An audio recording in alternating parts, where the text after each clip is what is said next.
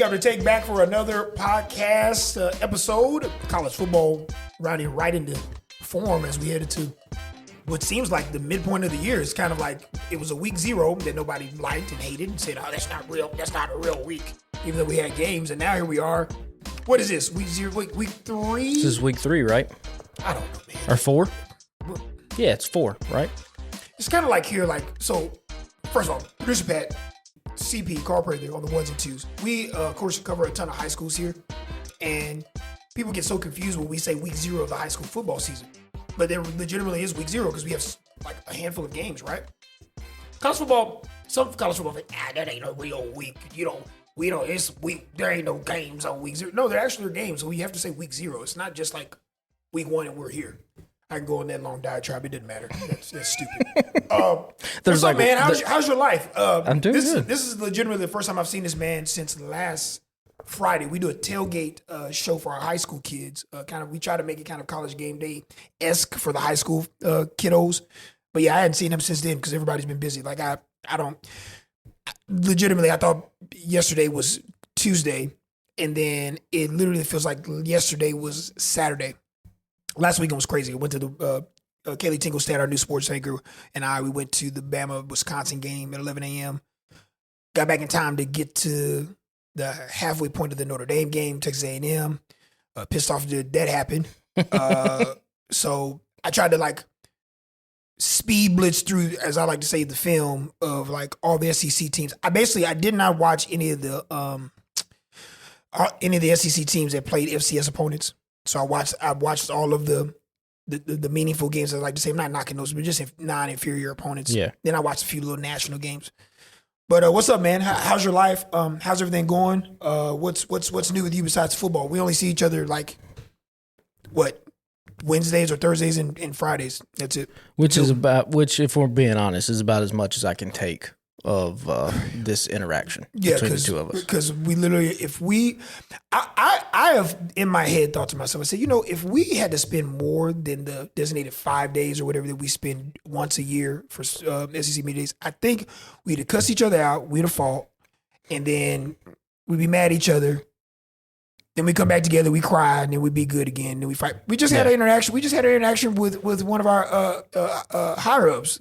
We were just going back and forth for no reason because you don't like any food. You probably eat air sandwiches. Not you true. Disrespect a lot of food. Not true. I don't like a lot of places that people like, which we won't name names, but no free shout outs. Texas Roadhouse is the favorite and the best. But you do like Longhorn though, right?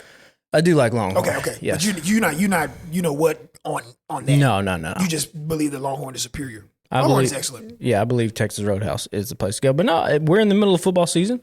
We probably won't have time to talk about Titans today, but why not? you know what? I mean, why the hell we won't talk about it in the first place? Well, that is true also too. But we have a journalistic duty to be real about the Titans, and we're not very good. But Cam Ward continues to be excellent. And that's the Titans update for today. Before to end this Titans talk, because nobody wants to hear about that. One of our meteorologists, Jeff DeNoyer, is a diehard, tried and true Titans fan as well. He is. He is going to a Titans game in October. I forgot the game that he said he was going to. Yeah, but it was crazy. Unannounced last night, he said, I'm pretty sure we won't have a coach by October. I said, Patrick said the same exact thing. Is that bad? I didn't watch the majority of the game. It's really brutal. Yeah, it's bad. It's bad. I think he already knows he's fired. I think there's 2 coaches that already know they're fired. That's Brian Callahan and Mike McDaniel out of Miami, and they're just waiting for the moment. Mike McDaniel might be fired. We're recording this Thursday. They play the Bills tonight. He might be gone tomorrow. Yeah. I get a sneaky suspicion, especially I think that he doesn't get fired if it's a pretty competitive game. It's tight down the stretch. They give it one last. But we have been around enough football people and players, and I never want to use that Q word, but it's one of those things that I know a few pro football players that have told me you don't want them to just be like, we don't want him either in here anyway. And they show up tonight as we're recording this, and it's 31-7. Some of those players at halftime might be booking their Correct. booking their vacations to Cabo at the end of the season. It might be like that. If it gets really ugly, he's first. I would be utterly shocked he makes it to the weekend. Yeah. But 100% Callahan, you believe, is gone in October. Yes, and he should be. I think he knows it. I think every Titans fan also wants that to happen. We have Cam Ward. We have the quarterback. It is time to start anew with some coaching staff. I like that. I told you that kid from Stanford, man, that rookie. I like him a lot. I owe more. Yep. Hey, dude. It's fantastic. Is Chiga Conwo, did he have a good day or no? Really? Nah, not really. But I'll tell you one guy that's coming on, kick returner, punt returner. They're getting him a little bit of offensive reps. I forget his first name, DK, the punt returner. Had a punt return for a touchdown. I got called back. He did? Oh, wow. Okay. But from a block in the back. But he has been dynamite with the ball in his hands, and they're trying to get him a little bit more in offense. Special teams coach Fossil was talking about him in the press conference this week, how it's even surprised him how fast he's kind of come along. Titans got some young guys that are stepping up. They man. do. Future That's what I was about bright. to say. The draft was in when you looked at the draft and what they had. Obviously, Cam Ward, we know what he's going to be. But Yeah. the draft was this draft class was good. Like some building blocks that you can help build for the future. And listen, if we fire the coach, Texans are bad. Colts might be a little fool's gold. Yeah. Division might be up for grabs. I don't know. Who would you like to be your interim on the staff? That's hard to say, right? Yeah, I don't know. We don't know. Denard Wilson, maybe the defensive coordinator. Whew, man. But the Jets tried that last year. They did. And that fell through, The Yeah. defense was the best thing, and then they take the defensive coordinator and make him the head coach. You can't look at the defense all that much anymore, and season falls apart. For our 7 listeners, you can guarantee that producer Patty, yours truly, will be at the very first home game for the Tennessee Titans. We're going to actually go up there. They're going to do a tour or something for media and stuff next year. So we'll go and do all that. We'll probably just, why not? We'll just set a table up and we'll just do the press. We'll do our podcast outside the stadium. Talk to Cam Ward. We can make that happen. Yeah. Would you fan out? I don't fan out. I don't No, either. I don't fan out. You don't come off to me as a fan out person. No. I would shake his hand and be like, thank you for providing what little bit of joy I had last season as the Titans crawled to a 3-13 record. Would you fan out if he said, let's hang out?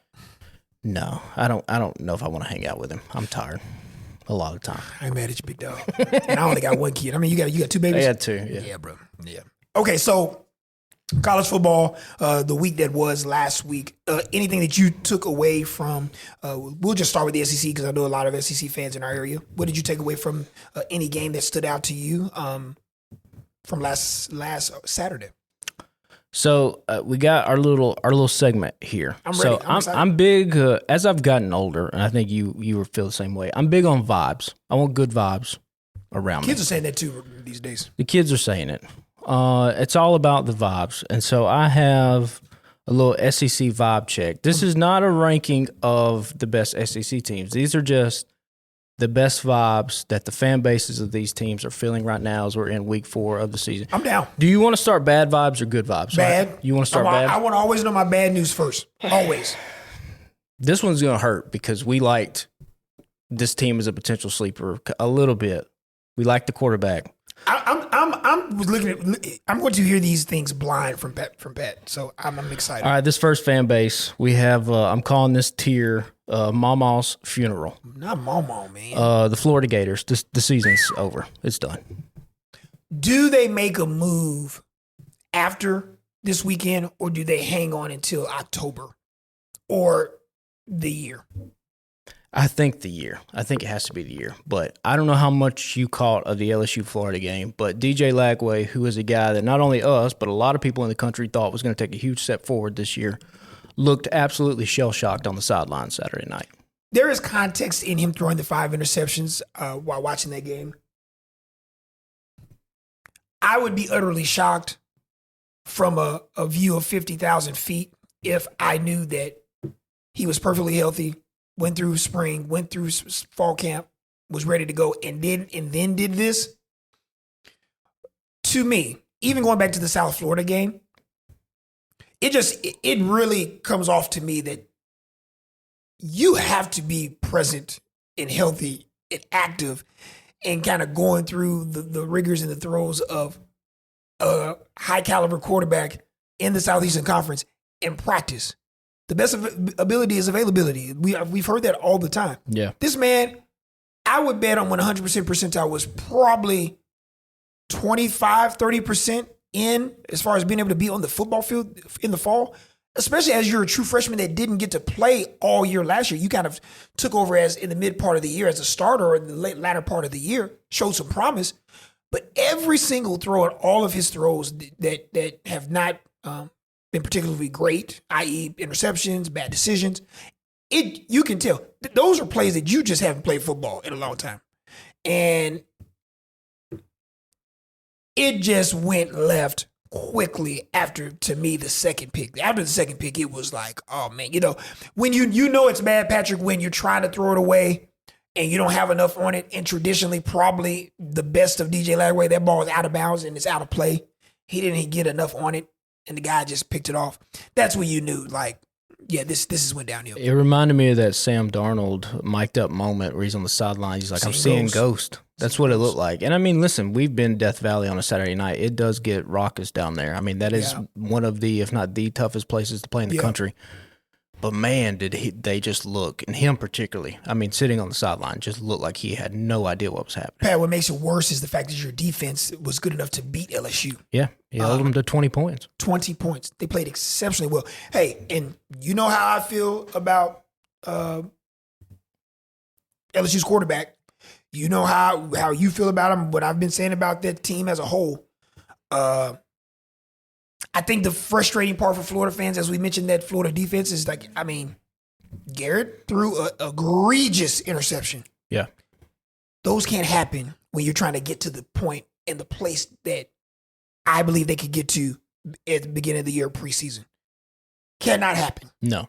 Because you're going to play better teams, and that is the difference in you losing a football game. Cannot happen. Yeah. So I just hate that. Yeah, I hate that for Florida. Billy, let's just be real. This is a week-to-week basis, and if it goes really left Saturday, which it potentially could as they travel down to Coral Gables in Miami, or Miami Gardens, rather, I don't know. But then I guess what do you do? Like you said, one of his assistants already suspended for 3 games, got into an altercation prior to last week's game. What do you do there? So traditionally for college football coaches, unless it's really, really bad, now we've had 2 coaches already fired. And Deshaun Foster, they let him go after that putrid effort against New Mexico. I watched that game and I was like, what is this? And then, of course, Brent Pry from Virginia Tech, 0-3, and then the Netherlands Conference, when you get dominated by Old Dominion at home in that proud fan base in Blacksburg and Lane Stadium, you just can't come back from that. So there's a precedent been set. They're not waiting. So it could be one of those things that if this goes left, Pat, he may not make it to the weekend. They also, has to be said, they have the toughest schedule in the country. So if they do pull it together, this could, all of this could change real fast in a hurry. It could. You went on Saturday? Yeah. Now, I don't think that's going to happen. Next here up, we have the Waterboy, Oh No, We Suck Again, South Carolina. I went to the movies to watch Waterboy the first night it came out. Love Waterboy. Excellent movie. Very, very, very funny. You remember the beginning of the season when we all picked South Carolina to be like a dark horse? I didn't look at it. I thought they might be, but no, they're bad. Now, again, injury, Lenore Sellers, but yeah, it ain't good. Ladies and gentlemen, boys and girls, friends of this fantastic podcast, OCP was trying to tell y'all last week. Vanderbilt up front a little different. A little different. They got some dudes up front. We'll get to Vanderbilt, by the way. They just a little different, y'all. I'm just throwing it out. It goes back to what we were saying about assumptions and actuality and assumptions and context coming into the year. People have failed to realize, South Carolina was fantastic last year down the stretch, going 9-3. But when you got guys last name Kennard, and you got safeties back there that can ball out, Rocket Sanders, an unbelievable tight end that no one in the world knew about until last year, even though he was a transfer. You built all of those things around that team, and that's an entirely different football team. That's the reason why I was just so apprehensive about all of a sudden making South Carolina a playoff contender. I never thought they were. I thought they would take a step back this year. And you don't want to base any of their production off of one game, Patrick. But when I watched that opening week kickoff game against Virginia Tech, and I watched the way the defensive line of Virginia Tech was having their way with that offensive line for South Carolina, it gave me pause for cause. So then that's the reason why, even though I did not have the strongest courage of convictions, I picked Vanderbilt to win that game last week. But it was more of, I saw Vanderbilt against Virginia Tech, and some of the things I've never seen from a Vanderbilt offensive line in my 42 years of life, watching that program, being around that program, being close to that program, the way they were able to move people for the first time relative to the caliber of movers that you have to have in the Southeastern Conference, it was impressive. I just didn't look like the matchup that I saw when it came to South Carolina taking on that team. That was an impressive victory for Vanderbilt, albeit Lenore Sellers being injured with the concussion early in that game. Yeah, I think a big overarching thing, too, is like some of these quarterbacks that were kind of our darlings in the offseason, let's kind of pump the brakes a little bit. It still matters how long you've played college football. Next up, we have the Luke Skywalker. I've got a bad feeling about this tier. Tennessee Volunteers. I think if you were a Tennessee Volunteer fan today, that close game against Georgia, losing it the way that you lost it, it has to just not sit right with you, and you have to be looking at the rest of that schedule and being like, man, I do not know if we can ever really get over the hump. I think they're close. Listen, I think they play fantastic. I think obviously, much like anyone will tell you in Power 4 football, you got to have a quality quarterback that can operate from within the pocket, make right decisions. Listen, Joey Aguilar was fantastic. He was great early. Obviously, I know he would love to have a pick back. You had an opportunity to kick a field goal to win the game. You miss it. If you look at their schedule, they're going to be UAB Saturday. They are on the road at a 3-0 Mississippi State team. They host Arkansas, Bama, Kentucky, Oklahoma, New Mexico, Florida, Vandy. As weird as this sounds relative to watching that game, I don't know how I feel about Tennessee down the line. But here's what I do know. I do know that they're going to win more games. They're going to win all the games they should. And I can just say, because this is irrational even thinking this from a projection standpoint, I could say that, let's say that they have 4 tough games within the league. You look at their schedule. I think they can get 2 of those teams. I think that they can get Arkansas. I think that they can get Alabama. I think they can get Kentucky. I think they can definitely get Florida. So let's just look at it really quick. 1, 2, 3, 4, 5, 6, 7, 8, 9. They got 9 left. UAB, is that a win? Yeah. Mississippi State right now, win? Probably, yep. Arkansas, win? See, that's what That's right. That's fair. I don't know. Bama on the road? I don't know. You don't know. Kentucky, yes. Yeah. Oklahoma, probably not. Yeah, it's looking bad now. New Mexico State, yes. Florida, yes. Vanderbilt toss up. So when we came into the year, knowing that we didn't have Nico Iamaleava here within this roster in Knoxville for Josh Heupel, I think everyone in Knoxville just gave him a pass. You just don't want to be so egregious that you're 2 and whatever or 3 and whatever. Right. 7 and 6, 6 and 6, 8 and 4. We'll take it 9 and 3. We are cooking. Yeah. Because you have a fantastic young quarterback that a lot of people have a lot of high expectations in. Faison Brandon. I think he's the number 1 or number 2 prospect in the class of 2026. So I mean, house money for Josh Heupel. Yeah, but I mean, coming off of making the playoffs and getting dominated by Ohio State, and then coming into this season, you had the stuff with Nico. Like, it's just the vibes aren't great. They're not in the toilet, but it ain't. I think he just has a get out of jail free card monopoly style with Rocky Top and Knoxville, because I think it would be entirely different if Nico was there this year. Right. Because if Nico's there within this roster, the expectations are through the roof. But next year, he's not on the hot seat now, but next year, if it plays out and we still can't get over the hump with some of these games, I think now the temperature starts to go up. Because even with Brandon, the highly touted prospect that's going to come into Knoxville, you're probably going to hit the portal. I don't know if Joey's a senior or not. But if he is, you're going to hit the portal and try to find an impactful player to help you with that scheme. So then, of course, the expectations kind of ratchet back up. But I'm good, man. Josh, you're fine. Whatever you do this year, it's all house money, my brother.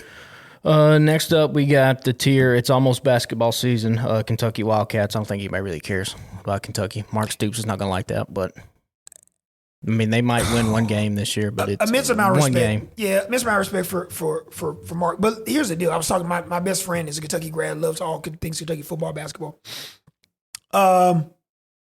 They took care of an Eastern Michigan team, 48-33. I believe they had their backup quarterback was the starter. I think he's a local kid too. I think he saw a little bit of time in that Ole Miss game. Anyhow, you're on the road at South Carolina Saturday after a bye week.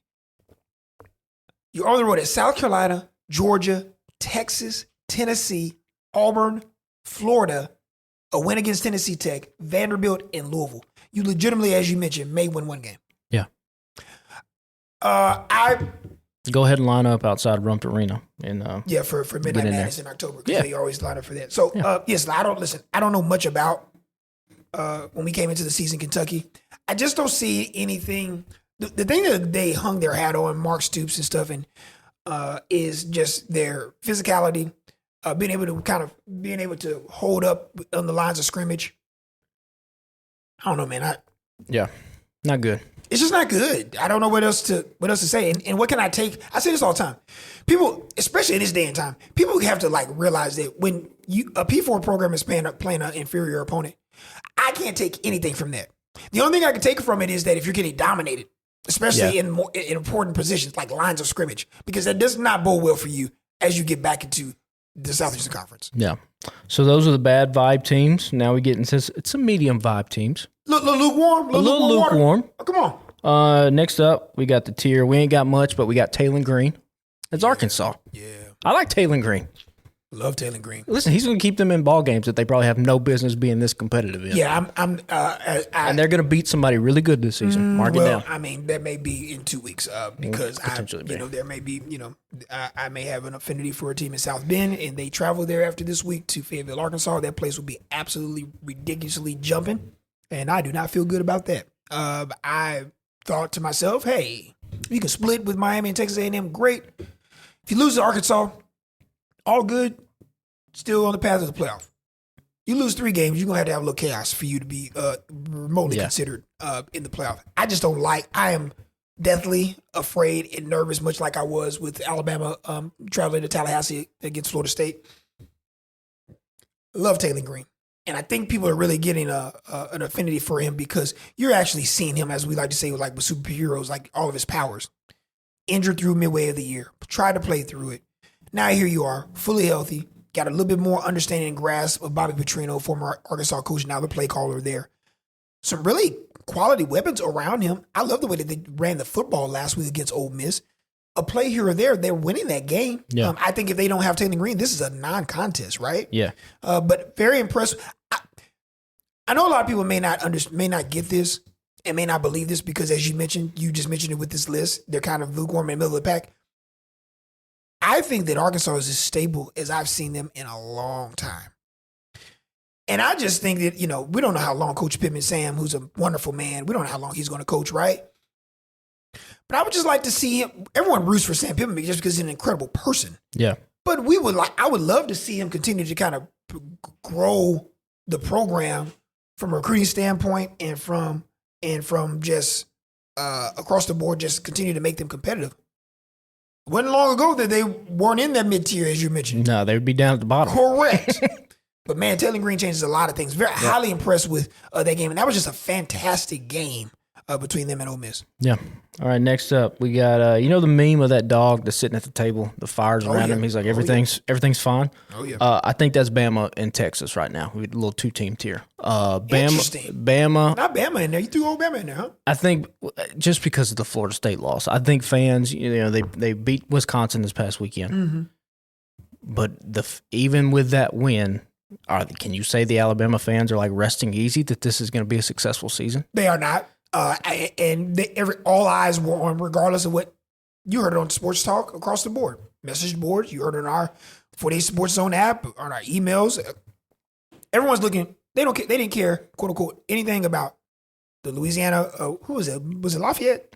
Was it Louisiana? I don't know. No, Louisiana Monroe. Yeah, Monroe. No disrespect to them. And then Wisconsin, everyone assumed they were going to win those games. All eyes are on the final for Saturday of the month of September to go to Athens. That's going to be your proving ground there. And then to kind of bring everybody back, as I like to say, to the altar. And everyone's kind of kumbaya together. But for me, once again, assumptions and context. There's this assumption that Alabama's just going to roll out and dominate an inferior opponent and dominate a team that doesn't maybe have the playmakers that they have, a la Wisconsin on Saturday. I just need to see the effort and the energy and enthusiasm. They got good players, right? Yeah. But you got to execute. And for the most part, they did a good job executing. The Wisconsin game, there were a few mishaps there. Ryan Williams dropped a couple of balls, dropped a for sure touchdown there. But then you see how electric that young man is. Out of the half, you have a screen ball goes 75, but then you turn around and give up a kickoff return right behind that. Yeah, you go for it on 4th down, you don't get it. You got the linebackers for Wisconsin. Love those 2 freshman linebackers they got for that team. Really created a lot of havoc for the offensive line. It appears to me, Patrick, not able to watch all 22 film all the time, but just watching the offensive line for Alabama on the field level on Saturday, it appears to me now that we're heading into our 4th game for them now in 2 weeks, they're going to have to do some things to kind of negate the play of the offensive line. Now, Parker Brailsford has been fantastic. I'll take him. He can play for me any day. The left tackle, he's left a lot to be desired the first 4 weeks of the year. And coming into this season was thought to be a highly talented draft prospect. This guy hasn't, listen, the young man has all the worldly abilities that you can imagine. He hasn't participated in 2 fall spring camps. Just rolls out there, and we just assuming, number 1 draft pick because he's big, tall, and looks the part.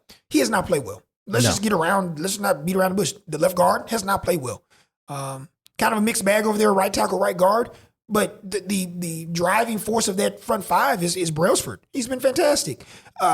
It appears to me, just relative to some of the concepts that they had on the football field on Saturday, they're going to have to do things in their power to kind of work around the offensive line. Does not bode well when you're going to Georgia. No, and I mean, they were able to just line up man for man and beat Wisconsin because they're more talented. But they will not be able to do that against almost everybody else in the SEC. You just look, how about this? Tide fans, Tiger fans, fans of college football, just go back and just scan through it. Just go to YouTube. Just watch the game highlight. Watch the game, the TV copy. Go look at the Alabama game against Wisconsin, and go look second half of the Georgia game against Tennessee, and look at the offensive lines and look at the linebackers. How sudden, how impactful those guys are for Kirby. Open field tackles. Everybody saw how the linebacker forgot his number. Just came and just in open space, just absolutely stonewalled my guy. And, they can blitz it. How about this on the other side? I don't know. First drive of the 3rd quarter or whatever it was. They ran 14 plays and scored. 13 of them were runs. Yeah.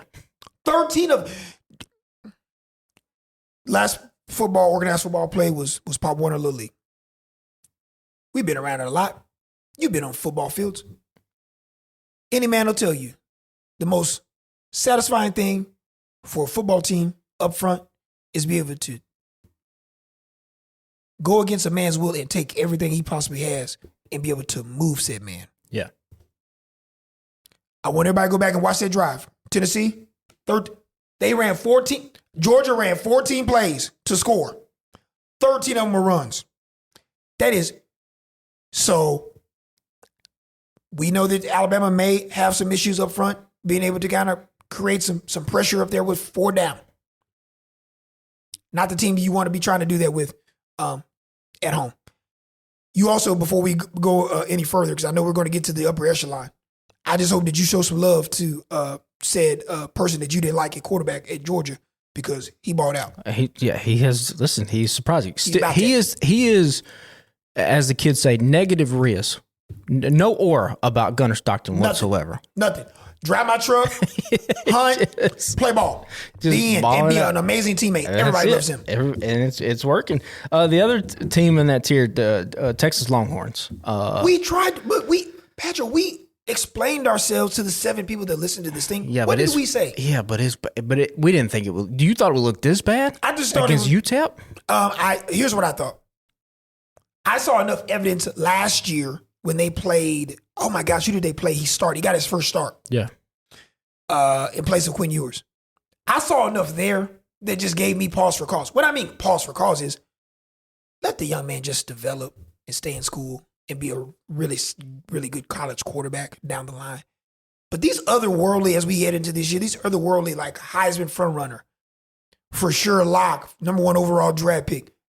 Last time I checked, I heard Mel Kiper, Phil Yates, Daniel Jeremiah. Bucky Brooks. I ain't heard nobody talk about him remotely being stay in school, young man, and just develop. Now that you see him at the college level and how he has struggled, if you go back and watch that high school tape and watch him juke out white cornerbacks in 2A Louisiana football, you're like, oh, okay. Want to send a shout out to one person that and the story is long from being told, but we do have a couple chapters early on. Mike Farrell, who was one of the longtime college football, high school football recruiter, who used to work for Rivals forever. Mike Farrell took a lot of you-know-what when he said, as Arch went to Georgia, that he was a 3-star kid. And in no certain forms, basically said, he's not what everyone is saying he is relative to his tape and what the film and the tape tells me when he was at the Newman School. Whatever it may be. I just want the kid to develop. The kid can be fantastic and be good down the line. But like all of these, everyone, it is very hard. As I have my eyes, Petra has up because I was about to go nuclear, but I'm not going to do that. Woo-saw. The young man he attempted. That means when I say attempted, everyone, that means that he threw 95 footballs in his entire career in college. He's thrown 95 balls coming into this year. 95, that's all. In what world did you all think that this guy was going to come in and light the world on fire, regardless of who he had on his team? The kid has shown flashes of what he could be. The guy has shown growing pains of what he needs to work on. It is what it is. Trust me, regardless if it's Cooper, Eli, and or Peyton, or Papa or Archie. If Archie's not playing well, they will want him out, much less Steve Sarkisian. Let's just pump the brakes and let the young man just play and go. The team is good enough for them to win it all. Yeah. That's my personal opinion. We can dance around this and act like, oh my gosh. They're good enough around Arch to continue to let him develop as we get into late October, November to see where this is at. But just pump the brakes. We tried to tell everyone, the United of Nations, who we want to do well, much like any young man. Yeah. He just needs to play football. He ain't getting drafted number 1 overall. No. And also, United of Nations, I'll give you a hot take for 2026. I suspect a heel turn coming from March Manning. I think we go through an offseason and I see more Warby Parker commercials like that. This dude's going to go from being like the most hyped prospect to being the most hated next year. Interesting. Okay. That's what I think. Okay. All right. Well, that's that. Well, now we'll get to our last kind of lukewarm. I called this tier. We have everything yet feel nothing. That's Ole Miss, LSU, Missouri. They're all undefeated, but yet I don't know if anybody feels like LSU. You struggle, only scoring 20 points at home against Florida. Ole Miss, you're 3-0. You struggle against Arkansas. And then Missouri, you're just Missouri. Like you beat like teams that don't really matter. And I think if you're a fan, a good Kansas team, I do. Came back. By the way, love their defense. Yeah, quarterback playing well. But here's the thing, Pete. I think because we're so accustomed to Mizzou and we're so accustomed to Ole Miss, not so much LSU, but those two programs, like we're so accustomed to them just kind of being in the middle of the pack. It's kind of like it's hard for you to fathom that like you're 3-0. Yeah, you look around and you're like, well, we have everything that we want at this point in the season, but like, why do I feel nothing? Why do I feel empty? And that's those fan bases. I love Kewan Lacey though, man. Kewan Lacey was fantastic for Ole Miss a couple weeks ago. You know how we feel about Austin Simmons, but brother, Austin better be careful. They got another one. Because old Trinidad, now, I'm going to throw a name out, and they said it with the first, when I saw him, when I got to go back and watch the tape, when I went back to watch the tape from that game, they said something. When I watched his first 2 possessions, first of all, a Division II kid from Ferris State is the quarterback, Trinidad. And I said, man, I hate to say this, but man, he reminds me of, and they said it, and I said, they got it, Baker Mayfield. Yep. Austin Simmons, for those that are not familiar with Austin Simmons, but coming into this year, if you remember last year, he came in place of Jackson Dart for a series, led them to a touchdown en route to a big win against Georgia at home, right? Big arm, otherworldly talent. You want to talk about like as far as NFL prospect that fits the mold, it's Austin Simmons, right? Patrick, when I watch that offense, last week, it just felt like everything was just, as I like to say on the football field, matter of fact. He knew where to go with the football. Everything was on time. There were no mistakes. When all else fails, he used his legs. He is a conscious runner, not just running for the sake of running. Running when all else around you is kind of, the progressions have just broken down, right? There was not, in the however many plays that they ran, I bet you maybe 2 times in that entire in the entirety of their plays on offense that maybe I could question, like, that was not the right decision. He made the right decision on virtually everything on offense. That's the type of guy that you look up, and that team that had X amount of transfers from last year, that was highly touted, everyone expected him to go to the playoff, fresh off a Peach Bowl blowout against Penn State 2 years ago. This is the type of team that you look up, and they in the playoff, and they 11-1, 10-1 because of that dude. I don't know what Lane does. I didn't get to listen to the SEC teleconference this week. I don't know what that looks like relative to Austin. He had a little injury there, whatever it may be. I don't know what that looks like coming into this week. I think he's supposed to be back. I think Austin's supposed to play this week. They better be careful. They got to fight John Summeralls coming to town. John Summerall, head coach at Tulane, Huntsville native, captain for the University of Kentucky, has navigated his way through the college ranks. Amazing person, good dude. Tulane is nothing to be playing around with. You can mess around and you can lose this game. Now, it goes back to what I said about this Austin Simmons and Trinidad situation. Also, you better be careful. I'm not saying you have to press, but I know good and darn well he knows that's what's sitting out there, and everybody's going to be asking for if it's 10-7 midway through the second quarter. Yep. Be careful, because that old Wally Pipp, if you come back over to that sideline and Lane says, come over and sit by me, and Trinidad comes out there and balls out again, portal up. I don't know. Hey, I'm just saying. I am intrigued. That dude, that Trinidad dude, I'm telling you, I'm serious as a heart attack. He's got something. If it was another sport, it'd be one of them things where the Monday headline would be like Austin Simmons on the trading block, if that happens. For real. Yeah. You want to get in some good vibes now? That was lukewarm. Let's get to the fan bases that are having fun right now. Come on. All right, this next tier. We have the pretty ugly girl in the 90s movies who takes off her glasses midway and everyone realizes she's crazy hot. Texas A&M Aggies. I just think Texas A&M is a really good football team. Have been criminally underrated this entire season so far. I think Marcel Reed's one of the best quarterbacks in the SEC. To me, this is one of the best quarterbacks in the SEC? I think this is a playoff team. I will tell you that Saturday night at Notre Dame will do wonders for his confidence to make him believe that he can for real do this. Yeah.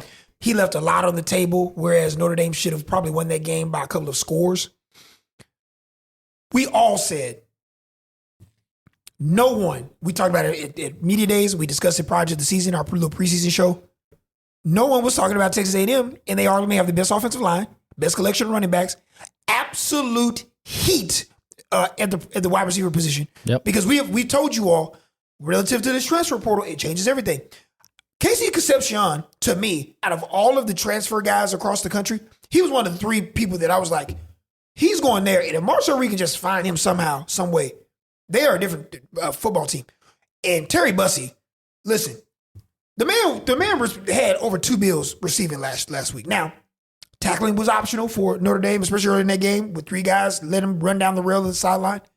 But the defense is good enough, not to me up front, not as impactful as Nick Scored and those guys were last year as far as just getting upfield and be able to create and wreak havoc. But you got to remember in that Notre Dame game, they had a couple of 4-down stops. They played their tails off. That's one of those games that you look back, and we look back in November and we say to ourselves, because we said this last year with Texas A&M. They're a program with the coaches that they have that year 2 and year 3 are going to be the scary years. Have an immense amount of respect for Mike Elko, obviously, because he used to coach at Notre Dame. I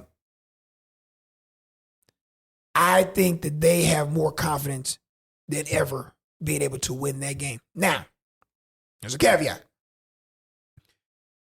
I don't think Marcel Reed, I don't know how you work on this. I love to talk to a quarterback just to ask. We need to talk to like a quarterback guru just to ask some questions about like accuracy and can you improve your accuracy relative to the strength of your arm? Is that a thing? His deep ball accuracy is not very good. No.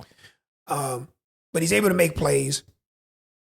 Just a very talented young man. You just want to, I think everyone just wants to kind of see him put it all together. And guess what? Even if you can't put it all together, Patrick, as far as your deep ball, you still have intangible type things that can kind of get the job done. But you never know what that means to that young man and that staff for him to be able to make that type of play on 4th of 11 where you probably could have ran and tried to do your very best to try to get that. Didn't know if you were going to get it. Gave your teammate, who I don't believe caught a pass all night. He was like the 3rd or 4th tight end at the time. Caught a touchdown to win the game. Man, I like Texas A&M. We discussed Texas A&M to start the year. Well, when it came out and they were like 23rd. Yeah, we were like, what? We were like, what is relative? Remember, because we were saying earlier in the year with some of the AP top 25 teams, we were like, what is this top 10? Yeah, what? Like, I don't think there's a dozen teams that are better than Texas A&M, and there might not be 8, and there might not be 7. Like, I don't know. The ceiling is the sky's the limit for the A&M Aggies. And I also want to, since we've gotten to that game, Patrick, you know I don't say anything about referees. Here we go. I don't say anything about referees. Now, for those that watch the Texas A&M Notre Dame game, Notre Dame converts on a 4th down in their own territory, come down to score. Tyler Buckner, God bless you, young man. You fumbled a snap. We don't get the field goal. And I said we. Don't get the extra point. Only up 6. The ensuing kickoff, Texas A&M runs it back for a score. There is a hold in the middle of the football field. There's 22 people on the field. In the middle of the field, wide open space, a lot of people all over the place. They throw a flag. Texas A&M manages, comes down into the side of the red zone, has an opportunity on 4th of 11. It's the last play of the game. I find it hard to believe with as many referees are on said field that no one could possibly, in the middle of the action, snap, ball to said quarterback in white, beautiful white jerseys. Those are some of the flyest jerseys in the game. White helmet, lit. Yeah. Hike to said quarterback, center is blocking, referee, back judge there, defensive tackle, swims, strafes, comes through, gets tackled, and nothing's called. It's if you told me this was the first quarter and this was 3rd down and you missed it, the final play of the game, I would hope that my referees would be as keen and as razor locked in for a play. What better time than to do that when you are in the last play of the game? Well, it's late. Your eyes get tired. Yeah.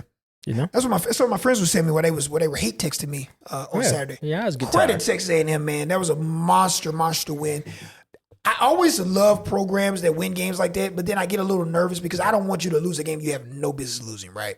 That's my only issue with A&M. No, Texas A&M, the glasses are off. This is the end of the 90s movie. She's about to show up to the homecoming, the prom dance, looking like $1 million. Texas A&M, book it, playoffs. Can we whoa. Book it. They are off this week. They host the Auburn Tigers in 2 weeks.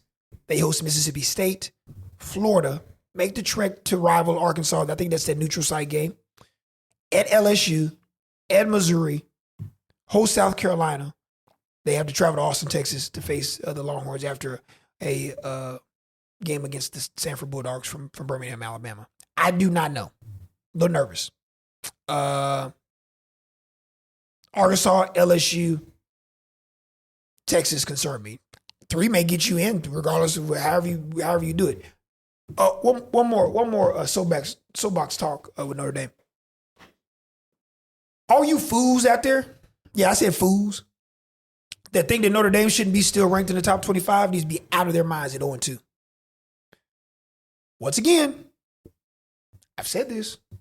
Everyone, recalibrate your minds when it comes to the world of college football. Now, I know some teams that are in the top 5, top 10, 2-0, 3-0, played a box of Funyuns, a 12-pack of Dr. Pepper, and a roll of Charmin toilet paper. And we giving them credit for being undefeated.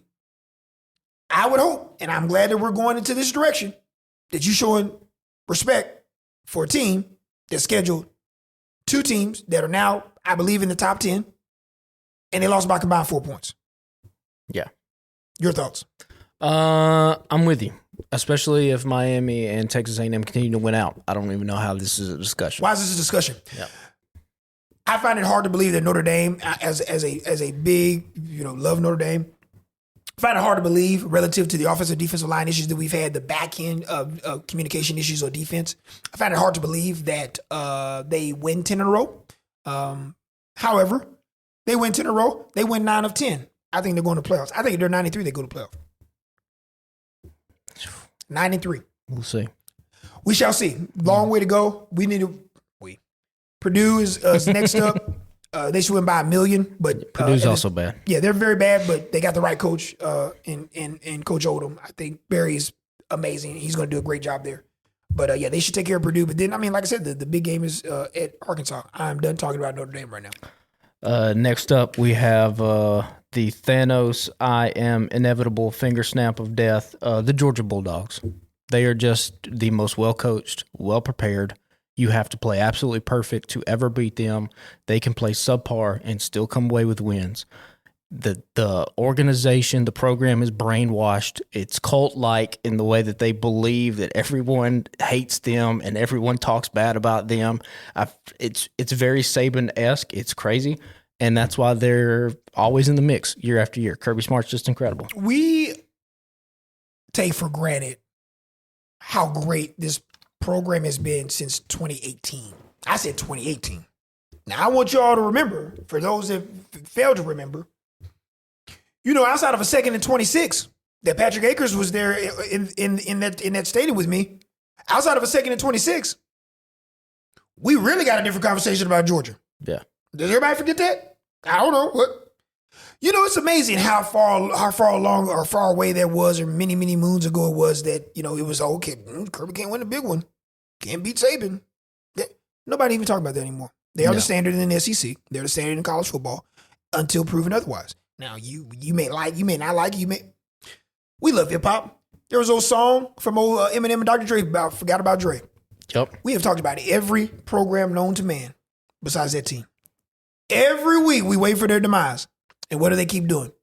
Being outscored 21-7 in the first half. You know what their coaches and stuff do? Go in the half and they go make some adjustments, and they come back in the second half and say, you know what? Dang, I forgot. We Georgia.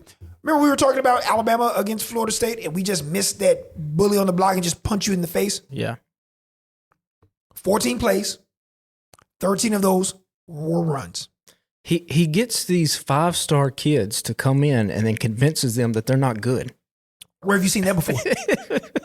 It's Saban. You did the same 2007 thing. to 2020. Yeah. You just 23. This kid who's just like, he's 6'4", 270 or whatever, and Kirby's just in his face telling him like, you suck.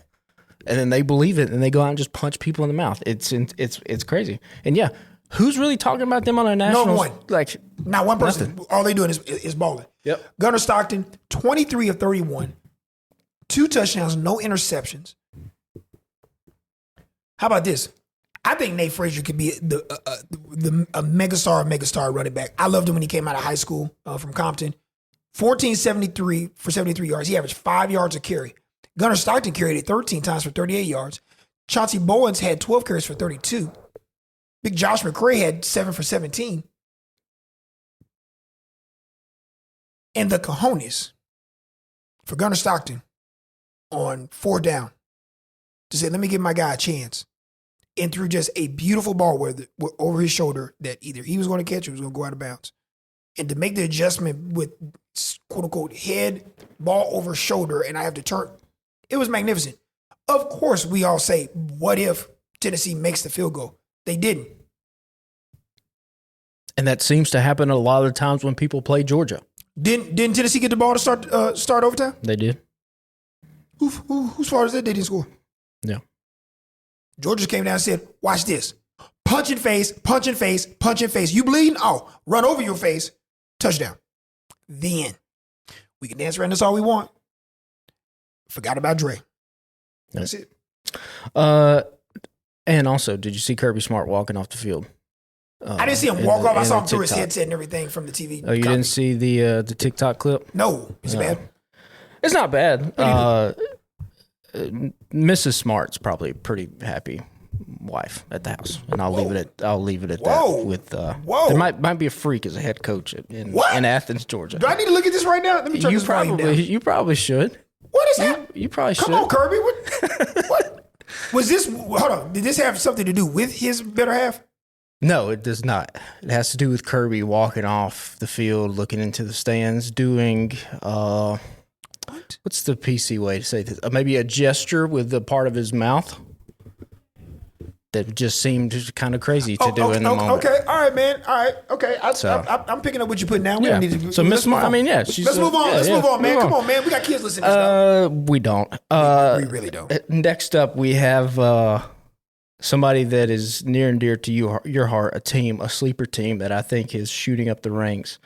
I'm calling this tier, this white boy might be the one, and that's the Oklahoma Sooners. I knew you was going to come around. I'm in on this team, too. I knew you was going to come around. I love everything about this team. How about this, Pat? Take him away. What the swamp hogs up front on defensive line doing over there on the other side? And that's the one thing that I think is different.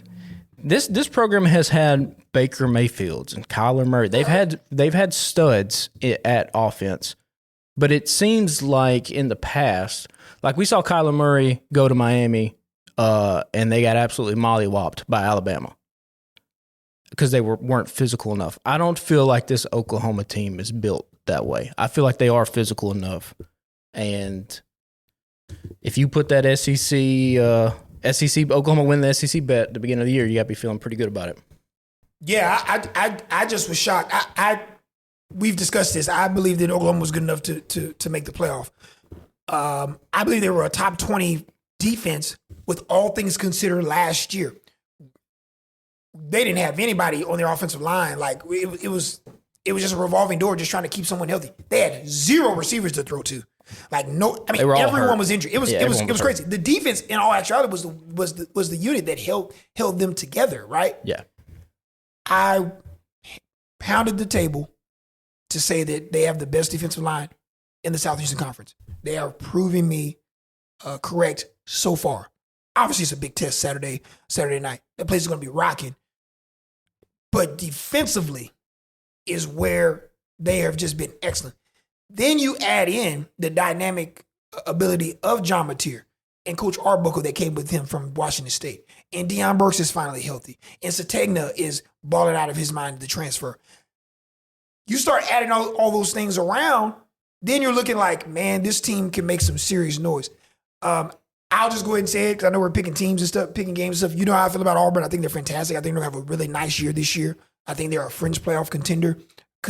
I said this a hot take. I said, how do we know this is not a rematch of the SEC championship game in December? Could very well be. I just like Oklahoma because of what they're able to do up front. We will know where Auburn stands as far as their 7 to 8 man rotation up front on the starting line. We'll understand where they're at, how far they have to go, or how little they have to go relative to moving on for the rest of the year. This is not indicative of what their season is going to look like, regardless of what happens, everybody. You're playing an elite football team, potentially from what we've seen thus far, right? Yeah. All we just want to see is just grade. It's just a grade. We just want to see where Auburn is at right now as they head into this latter half of the year. Everything's in front of them. We won't know anything with this program for another 2 to 3 weeks, much like you should with every college football team as you get into week 5 and week 6. I just think that Oklahoma's farther along, and I just think more importantly, it's just the defense is the issue. I just think Stone and Jackson and R. Thomas and all those guys on that other side of the ball, Bowen in the backfield, and it's at home. I think that place is going to be electric. It is going to be advantageous for Jackson Arnold because everyone keeps talking about this homecoming of sorts. It just will be advantageous just for them. They don't have to have a hot start.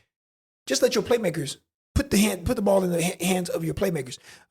We had an opportunity to hear from Eric Singleton earlier this week during practice, and he was discussing just how excited he was about going to Oklahoma, but more importantly, kind of putting the ball in his hands. Coach Freed just asked me, do I want the ball in my hands? I let him know, like, of course I want the ball in my hands, especially I don't got to rely on the ball being in the air or especially being double team. I can just get the ball now and make a play, make something happen now. I'm super excited, especially playing against a team like Oklahoma. You know, I grew up watching them on TV, so it's exciting to play there and play on TV. Yeah, so Eric, we hadn't seen a lot of him, Patrick, because of teams are trying to take him away. They're like, you're not beating us over the top. Yeah. But they've found really cool ways to kind of get him the football in space and whatnot. I think you'll see a little bit more of him making plays. But you just, once again, this is just a grade for Auburn. Of course you want to win the game. You win the game, look out, right? But we saw Baylor was a big deal. You took care of business against inferior opponents the last two games. I don't have any preconceived notions of Auburn. I just want to see what you look like after you play this game because of course you have the Georgia Bulldogs coming up in October. Let's just see. And then we can kind of assess from there when we do this podcast next week. Yeah, I had them Auburn Tigers in the tier of please God, let this be real. All the churches in Auburn, the pews are packed. I like it. Everyone is saying a prayer for Jackson Arnold, Hugh Freeze. They just want this to feel real. And I think they find out Saturday night. Like you said, if they win the game, all bets are off. If they lose the close one, I think also it'd be hopeful. If they get the doors blown off of them, I don't think it's going to be good. Where are you leaning toward relative? Forget who wins or loses. Where are you leaning relative to if Oklahoma wins this game? What this looks like? Is this a tight contest? Is this a really good game? I think it's close. I think it's a close game too. I'd be shocked if it's not. And I think Jackson Arnold is going to play well. Interesting. I think he's going to play well. Okay. I think he's going to play well because everything that's around him. I think there's a lot of money on this roster. Yeah. And a lot of money determined and earmarked for elite players. Number 8, number 1, the Perry Thompsons of the world, Horatio Fields of the world. Yeah. I just think some of your playmakers are really about to step up and play well. It's going to be a good check for Oklahoma too. Yeah. Because you're going to learn a lot about yourself playing a really quality football team. So we have talked about all the SEC teams but 2. And usually, historically, in the past, these 2 SEC teams would have been right down here at the bottom. Their vibes would have been Mama's funeral or any of these other ones. We suck again. But these 2 fan bases right now, they're playing with house money for the rest of the season, including this first one I have. We all love Prince and the Revolution. Right? Absolutely. This tier, 2000, party over, oops, out of time. So tonight I'm going to party like it's 1999. That's the Mississippi State Bulldogs. The rest of this season could go south, but right now they're 3-0. Big win over Arizona State. Them Cowbells are rocking. You can't tell no one in Starkville nothing right now. I got an Arizona State friend of mine that when the season began in the first game, and I'm watching State, and I'm watching Arizona State, and I told him, I said, be very, very careful. He was a Michigan fan too, not this weekend. So that weekend, Mississippi State hosted Arizona State. Michigan traveled to Oklahoma. I said, y'all know y'all both losing, right? Right. Number 1, players within the state program in Starkville identify, understand, and believe in Jeff Levy. As I've said numerous times, they're picking up what he's putting down. Schematically, it's easy concepts for players to be able to play in space, for a quarterback that missed the majority of last year with an upper body injury to be able to operate. And then the inefficiency that you may have on the defensive side, if you can play fast and play in space, schematically, you have an opportunity to be able to kind of stay in football games. I can't take anything away from Alcorn State and the SWAC. You're going to win that game just showing up. But it gives a lot of credence to what Coach Levy is kind of instilling there and building there in Starkville to make people believe and understand. There's a reason why he is as talented as he is and where he's come from and the myriad of stops that he's come from. You don't get to call plays at Oklahoma if you don't know what you're doing. Right. So I am over the moon for him. I think a lot of fans may have an extra affinity for him because of what they saw during the SEC documentary and Netflix and his family and how awesome he was. And the way the players there last year was discussing, he let them know in no certain form. It stinks that we had to have this year, but I promise you State will be better for it. And what an awesome job that he's been able to do. I think any State fan is over the moon right now. You're 3-0 as you get ready to kind of get into the meat of your SEC schedule. And look, they could get thrashed the rest of the year. It might happen. It could. But right now, it feels good. Feels good. You're feeling good. And as you get older, you learn live in the moments. What do people say all the time? Be where your feet are. And right now, your feet are on undefeated turf in Starkville, Mississippi. You should feel good about yourself. This team at the top. Oh yeah, speak on it. But I tell y'all. What's we do not promote overconsumption here, but what's the perfect amount of beers for any kind of night, a Friday night? I'm gonna let you answer that. I think the perfect amount is six cold beers. 6 cold beers. The only thing you shouldn't do is drive a car. Everything else, you're good. You locked in, huh? You're locked in. There's nothing. You have so much confidence. Will you consume 6 beers on Saturday? Yeah, I will. I'll try to. But you know who's feeling like a 6 cold beer Friday night? Down. Vanderbilt Commodores. Boy, what you better say it. Clark Lee, Diego Pavia, everybody. Oh, Arch Manning of the world. Oh, Lenore Seller, DJ Lagway. All was a little 5'10" Diego Pavia, beating Alabama last year, balling out. Should be the Heisman Trophy favorite going forward. I don't know about that. Yes, no. We're going in. I went in on Texas A&M. Hold on, player. Vanderbilt Commodores. Hold on, player. Playoff team. You take it. You don't believe that. Playoff team. You don't believe that. 6 cold beer Friday night, Vanderbilt Commodores. I'm in. They will be 4-0 Saturday after they take care of Georgia State. They'll be 5-0 making a trip to Alabama on October 4th after they take care of Utah State. Ironic, you may not remember this. There's a guy named Bronco Mendenhall. Yeah. You remember Bronco Mendenhall? Running back. Yeah. No. That's Rashad Mendenhall. Oh, never mind. Bronco Mendenhall was a coach. He coached a long time in college football. He's coaching at Utah State. Like I was like, what? I just happened to see that. Who? No, it was Texas A&M. Texas A&M played them before Notre Dame, and I was like, Bronco Mendenhall's the coach of Utah State. 5-0 before they head to Tuscaloosa for that's probably going to be your primetime game on the 4th, that first Saturday in October. Let them beat Alabama. It'll be an 8 cold beer Friday night. Then that's when it might be a little too much. I think it might get crazy. 4, 5. So you're saying they could potentially be 6-0 going to LSU, hosting LSU on Saturday the 18th. I'm just saying this is a different Vanderbilt team than we have ever seen before. And it's up front. And it's up front, yeah. Absolutely. It's up front. I like, we can dance around all of the other. Dude, I've seen really good NFL caliber football players in the 90s and stuff at Vanderbilt. There's a guy, I don't know if y'all heard of him, his name was Jay Cutler, Santa Claus, Indiana. He played at Vanderbilt. Jordan Matthews is still today on that. He's on that staff right now. He is the all-time career receptions leader in the whole Southeastern Conference. To this day, they've had guys in spots. They ain't had that up front. No. And I if you got a chance, you sit around, I urge people, go back and watch that Virginia Tech tape and what they were able to do up front. Definitely go back and watch what they did against South Carolina. When they were playing Virginia Tech, it almost looked like Va Tech wasn't a Power 4 Correct. school, what they were doing. You watch that second half, they said, no, we're going to punch you in your face. There's nothing you can do. The lanes for running backs to be able to run, whether it was off-tackle duos, powers, just alleys. What else can you ask for? They just haven't had those type of guys up front. They're confident. Also, tempo. I love Jerry Kill. Jerry Kill, we don't know how great of a coach Jerry Kill could have been had he not had the health issues that he's had. He was a coach in Minnesota, had to step down due to health issues. Coached in New Mexico with Diego Pavia, him and his staff left to go to Vanderbilt. This is different, and we're going to continue to say it.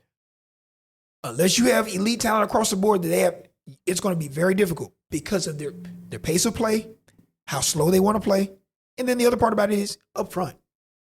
And they got guys that can hold up just enough on defense, and then the pressure that they bring, they're physical, really good tackling team. Yeah. And I mentioned it this summer. Everyone discussed all these other running backs. I told you Cedric Alexander, for my money, was the best running back in the league. Tight end. Tight end is a first rounder. Sowers. Yeah. Juice at wide receiver. Yeah. And here's something that we need to discuss with Diego Pavia. Everybody loves Diego Pavia because he sometimes has these you-know-what moments. You saw a lot of those last year. I think he's played more under control than we've ever seen him play under control this year. Just comfortable in what he's doing. I don't see those types of, what are you doing? It is comfortability and knowing what this offense can do and being familiar with it and being comfortable being able to operate in this offense. It also says, and I think sometimes we kind of underrate this, but like, especially in college football, the team will take on the attitude of either the head coach or the star player. And like Diego Pavia has so much confidence. It has fed into the rest of the people that play at Vanderbilt. That's without question. And again, like I said, we had a lot of media darlings. A lot of guys we were ready to crown in the quarterback class of the SEC, and all Diego's doing was like, hey, I beat Alabama last year. Like, I'm here again this year. I mean, he has played exceptional ball through 3 games this year. Yeah, he for sure keeps playing like this in Vanderbilt. I mean, he's going to New York, duh. Like, it's not even a conversation. He may win it. But that's crazy. Like, that's crazy to think about. It's insane. It's insane. Clark Lee said, as him and Barton Simmons, who used to work for Rivals for a long time, really good friends. They both went to Vanderbilt together. He said, even during the documentary, said, this ain't the same old Vanderbilt.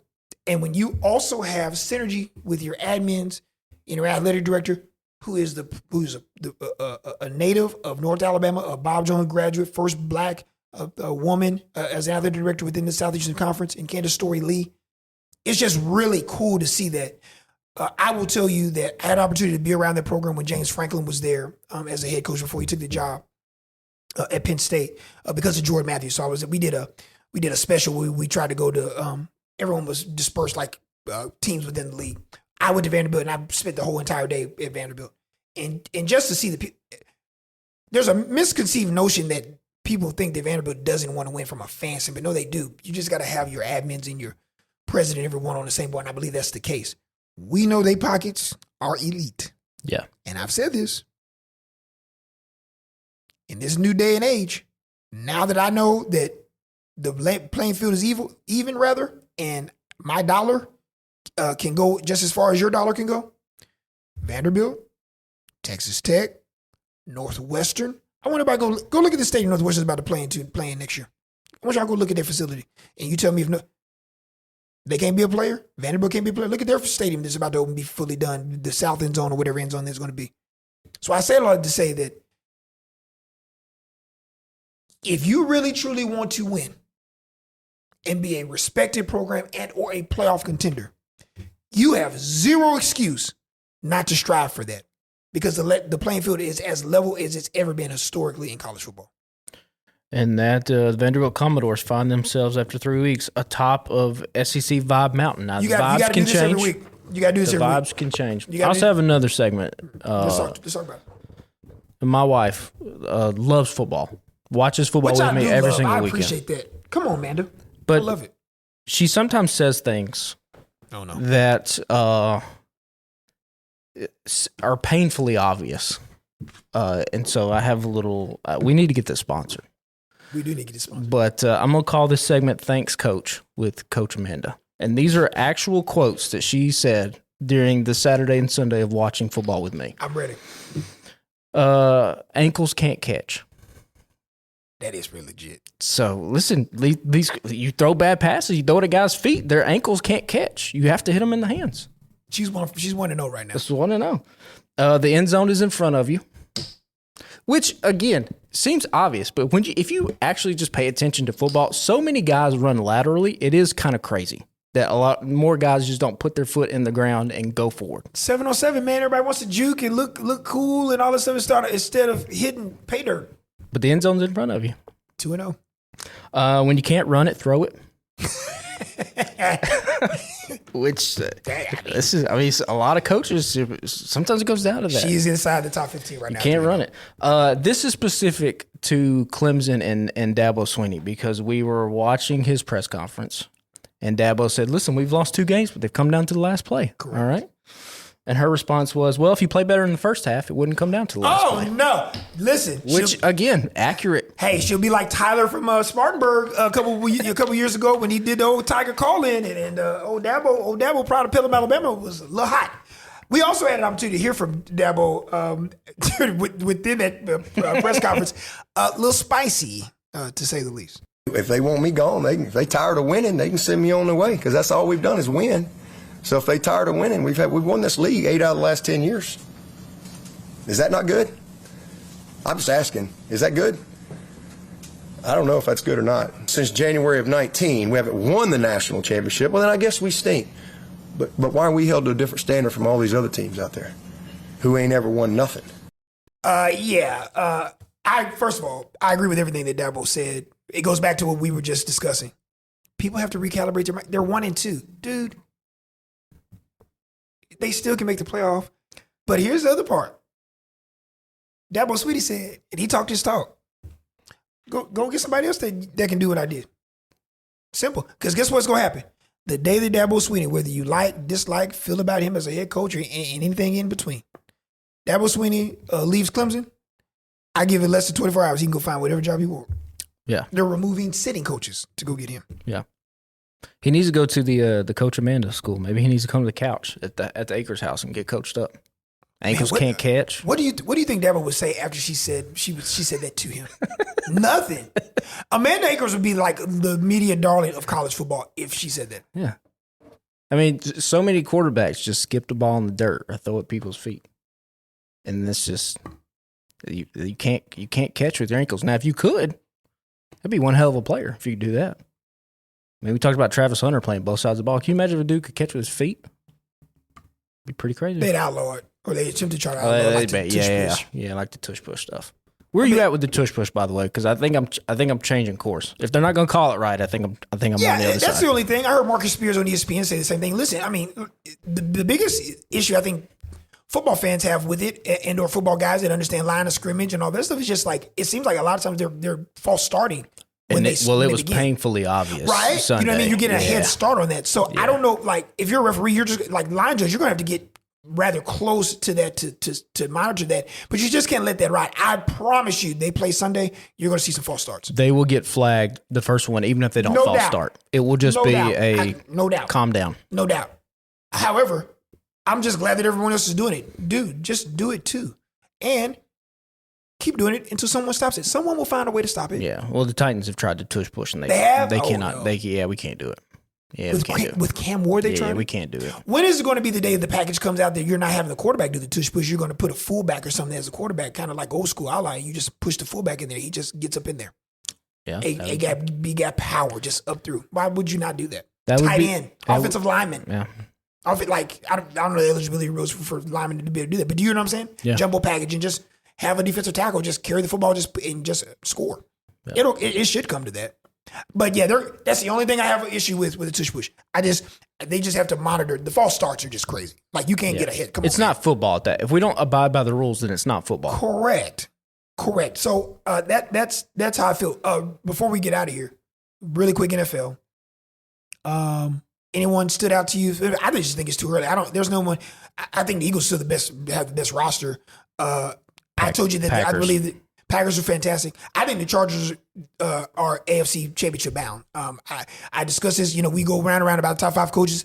I've been on record to tell everyone how good Jim Harbaugh is. I think he is showing that. You know how I felt early on in his career about Justin Herbert. He is like coming to fruition about as far as his athletic ability and his talent. In those certain forms, from what I've seen, Saints. Heck no, the Saints. Not the Saints. Eagles, Chargers have been the 2 best teams that I've seen this year. And the Packers. Hey, I was about to say, I think we have underrated how big this Micah Parsons trade 100%. to the Packers is. It just allows them to do so much defensively. And the scary part is he's not even really playing all the snaps He's yet not on playing defense. all the snap shit. So when that happens, coupled with the fact that Jordan Love is injury-free at this moment with the amount of talent that they have at receivers. They really haven't got Matthew Golden going yet. They're able to run the ball at will, and that defense is incredible. I would just watch out for the Packers. Matt LaFleur, Zach Taylor, Kyle Shanahan, Bears' new head coach, former OC Ben Johnson. Those are probably 4 of your best 6. Andy Reid, or some 4 or 5 of your best 7 play callers or dynamic play callers in football. They're not a coincidence that all of those guys have had some success with pretty talented, pretty quality quarterbacks. I do want to send a shout out to my NFL team, the 49ers. We look old. Obviously, as you mentioned, we have some sort of, our facility must be on some sort of burial ground or haunted house or something like that for us to stay injured. The internet's kind of coming around. I've been saying this for years. What? The internet's, they're cursed. Something's happened. Or there's a kid in the bottom of a lake somewhere. Something. This is a horror movie. But anyhow, whatever it means, that's a true testament of just coaching and front office and everything. We're just hanging on by a thread, but we are painfully old, but we just try to, let's just get to the playoffs and see what happens. But I couldn't be more proud of a game that you had no business winning against a Saints team that's probably the worst team in the league, not named the Titans, and to come away with a win. Now, they got a big test. They play upstart 2-0 Arizona. I'm really interested to see how Arizona's going to fare.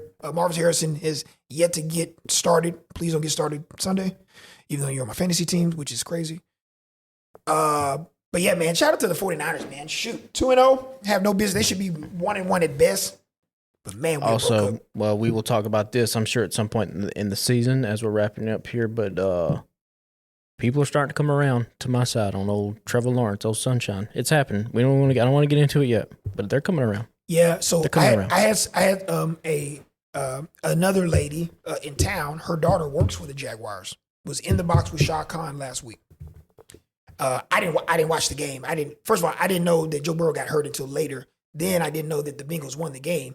And then I was like, the first thing I thought to myself was like, man, Trevor didn't play well. But then I see terrible red zone interception. Yeah. Awful. However, Liam Cohen, who played arena football here for the Tennessee Valley Vapors in my first year that I was here, which is crazy. Oh, that's cool. That's nuts, right? Him and Brent Dearman, the coach of North Alabama, they were all on the same team. Crazy. I didn't know this until I saw, all the highlight shows on Sunday night.